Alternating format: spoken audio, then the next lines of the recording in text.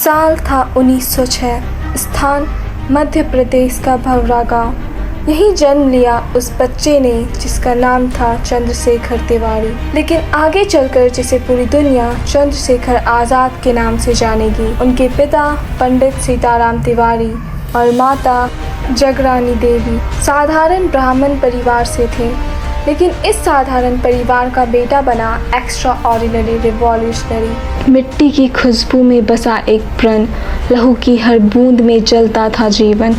वह बेटा था भारत माँ की गोद का, जिसका नाम बना आज़ादी का घोषणा पत्र। ना कोई डर, ना कोई झुकाव, बस क्रांति की आग और बलिदान का बहाव। जिसने कहा जिंदगी है तो मातृभूमि के लिए और मौत है तो सिर्फ सम्मान के लिए। बचपन से ही उनका स्वभाव विद्रोही था। छोटी उम्र में ही वे कठिनाइयों और अनुशासन के बीच पले बड़े। जगरानी देवी उन्हें संस्कृत और धार्मिक शिक्षा देना चाहती थी, इसलिए चंद्रशेखर को बनारस भेजा गया। यहीं काशी की गलियों में गंगा किनारे उन्होंने पढ़ाई के साथ साथ राष्ट्रीयता का बीज बोया। 1919 में जब जालियांवाला बाग हत्याकांड ने पूरे देश को हिला दिया, तो इस छोटे से किशोर का हृदय भी आक्रोश से भर गया। और 1921 में असहयोग आंदोलन की लहर जब गांव-गांव पहुंची, तो 15 साल का यह लड़का भी कूद पड़ा आंदोलन की आग में। जब अंग्रेज पुलिस ने गिरफ्तार कर लिया और जज ने पूछा तुम्हारा नाम क्या है, तो इस बालक ने दृढ़ स्वर में जवाब दिया, मेरा नाम है आज़ाद। जज ने आगे पूछा पिता का नाम? आज़ाद बोले, स्वतंत्रता। जज ने कहा तुम्हारा घर कहाँ है? उन्होंने मुस्कुराते हुए कहा, जेल ही मेरा घर है। यही क्षण था जब चंद्रशेखर तिवारी बदलकर बने चंद्रशेखर आज़ाद, उस युवा की पहचान जो कभी अंग्रेज़ों की गिरफ्त में जीवित नहीं पकड़ा जाएगा। बचपन के रास्ते अंगारों से भरे नौजवान था, पर सपने आज़ादी के सजे। नाम दिया खुद को एक अमर पुकार, मैं हूँ आज़ाद, गूंज उठी संसार। आज़ाद नाम लेने के बाद चंद्रशेखर का जीवन केवल एक ही लक्ष्य पर केंद्रित हो गया, कंप्लीट इंडिपेंडेंस। उनकी सोच साफ थी, अंग्रेजी हुकूमत को सिर्फ आंदोलन और याचिका से नहीं, बल्कि बंदूक की गोली और साहसिक क्रांति से ही उखाड़ फेंका जा सकता है। 1922 में जब गांधी जी ने चौरा चौरी कांड के बाद असहयोग आंदोलन वापस ले लिया, तो पूरा देश निराश हो गया। लेकिन इस निराशा ने जन्म लिया क्रांतिकारी धारा का। यहीं से चंद्रशेखर आज़ाद जुड़े हिंदुस्तान रिपब्लिकन एसोसिएशन HRA से। यह संगठन 1924 में बना था, जिसका उद्देश्य था सशस्त्र क्रांति द्वारा आज़ादी। आज़ाद ने बहुत जल्दी ही इस संगठन में अपना प्रभाव जमाया। वे न केवल शस्त्र चलाने में निपुण थे, बल्कि गुप्त संगठन बनाने, साथियों को तैयार करने और गुरिल्ला रणनीति सिखाने में भी माहिर थे। 1925 में हुआ काकोरी कांड। राम प्रसाद बिस्मिल, अशफाकुल्लाह खां, राजेंद्र लाहिरी जैसे साथियों के साथ मिलकर चंद्रशेखर आज़ाद ने सरकारी खजाना लूटने की योजना बनाई। लक्ष्य था क्रांतिकारी गतिविधियों के लिए धन जुटाना। 9 अगस्त 1925 काकोरी रेलवे स्टेशन, एक ट्रेन को रोका गया। क्रांतिकारियों ने खजाने से भरा बक्सा लूट लिया। यह घटना अंग्रेजी हुकूमत की नींव हिला देने वाली थी, लेकिन इसके बाद बड़े पैमाने पर गिरफ्तारी हुई। राम प्रसाद बिस्मिल और अन्य साथियों को फांसी दे दी गई।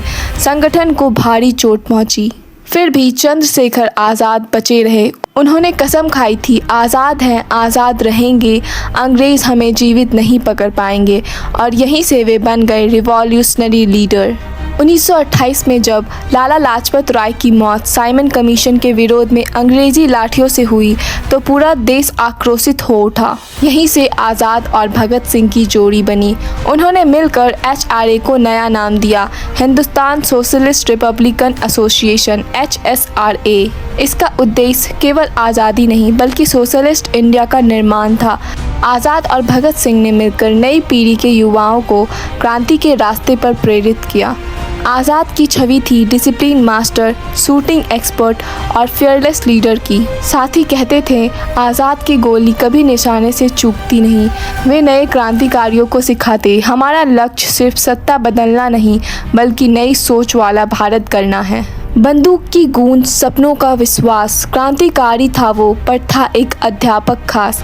बिस्मिल के साथ चला, भगत के संग उठा, हर धड़कन में था एक नया भारत गाथा। 1928 साइमन कमीशन के विरोध में लाठीचार्ज से लाला लाजपत राय की शहादत ने पूरे देश को झकझोर दिया।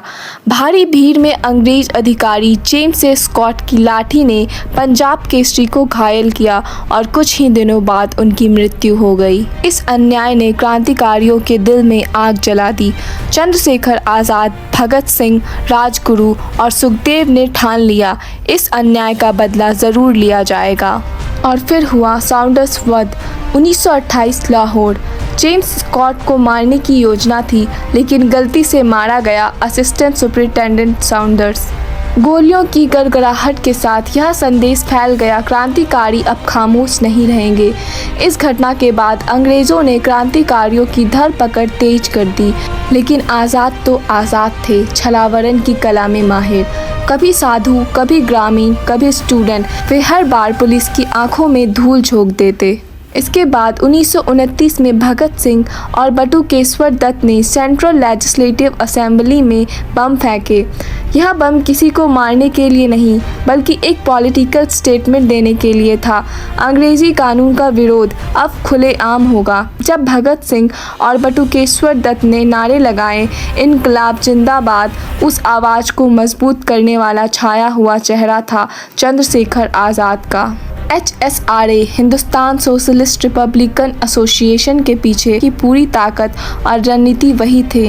वे नए युवाओं को जोड़ते, फंड जुटाते और संगठन को जीवित रखते। अंग्रेज पुलिस ने उन्हें पकड़ने के लिए बड़ी बड़ी इनाम राशियां घोषित कर दी, लेकिन साथियों का कहना था, आज़ाद का नियम था, अंग्रेज हमें कभी जिंदा नहीं पकड़ पाएंगे। उनके पास था कड़ा अनुशासन, बेदाग निशाना और अटूट साहस। दिन में साधारण इंसान की तरह दिखने वाले आज़ाद रात को बन जाते थे भारत की क्रांतिकारी आत्मा का सबसे बड़ा प्रतीक। उनका सबसे बड़ा संघर्ष यही था कि भगत सिंह जैसे साथियों को बचाया जाए, संगठन चलता रहे और आंदोलन की आग बुझने ना पाए। लेकिन अंग्रेजी सत्ता ने हर तरफ जाल बिछा दिया था। आज़ाद अब सिर्फ एक इंसान नहीं थे, वे बन चुके थे लेजेंड, और हर लेजेंड को एक निर्णायक संघर्ष का सामना करना ही पड़ता है। खून का बदला खून था उस युग का वचन। हर नई सुबह में गूंजता था इनकलाब का गायन। एक तरफ था साम्राज्य, एक तरफ था एक सिपाही। आज़ाद के नाम से कांपने लगी थी विलायती सरकारी भाई। फरवरी 1931 इलाहाबाद का अल्फ्रेड पार्क, आज का चंद्रशेखर आज़ाद पार्क। चंद्रशेखर आज़ाद अपने साथी सुखदेव राज के साथ एक गुप्त बैठक करने आए थे, लेकिन अंग्रेज पुलिस को भनक लग गई।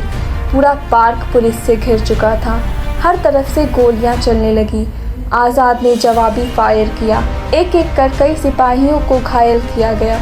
उनकी पिस्तौल गरज रही थी और हर गोली अंग्रेज के दिलों में दहशत भर रही थी। लेकिन धीरे धीरे उनके पास की गोलियां ख़त्म होने लगी। अब अंग्रेज उन्हें पकड़ने ही वाले थे, लेकिन आज़ाद ने कसम खाई थी, आज़ाद है, आज़ाद रहेंगे, अंग्रेज हमें कभी जिंदा नहीं पकड़ पाएंगे। उन्होंने अपनी आखिरी गोली खुद पर चला दी, एक गर्जना के साथ। चंद्रशेखर आज़ाद ने अपने जीवन का समापन कर दिया, पर अपने वचन को निभाते हुए। पूरे देश में खबर फैल गई, अल्फ्रेड पार्क में आज़ाद अमर हो गए। जनता उमड़ पड़ी, पुलिस भीड़ को रोक न सकी। आज़ाद की लाश फूलों से ढक दी गई। हर चेहरे पर आंसू थे, लेकिन उन आंसुओं में गर्व छिपा था। उनकी शहादत ने एक नए जोश को जन्म दिया। सैकड़ों युवा ने प्रण लिया, आज़ाद का सपना अधूरा नहीं रहेगा। आज़ाद का जीवन छोटा था, पर उनका प्रभाव अनंत। वे सिर्फ एक व्यक्ति नहीं थे, बल्कि एक विचार थे, आज़ादी के लिए अंतिम सांस तक संघर्ष। आज इलाहाबाद का अल्फ्रेड पार्क उनका नाम लिए बिना अधूरा है। भारतीय स्वतंत्रता संग्राम की हर कहानी उनके बिना अधूरी है। चंद्रशेखर आज़ाद, वो क्रांति जिसने अपने नाम को अपनी नियति बना लिया। आज़ाद थे, आज़ाद रहेंगे, यही उनका अमर संदेश बन गया। गोली की आखिरी आवाज़ था एक अमर घोषणा। जमीन रोई, आसमान ने झुक कर दिया पोषना। ना कैदी बने, ना सिकंजे में आए, आज़ाद कहते थे और सचमुच आज़ाद बन जाए।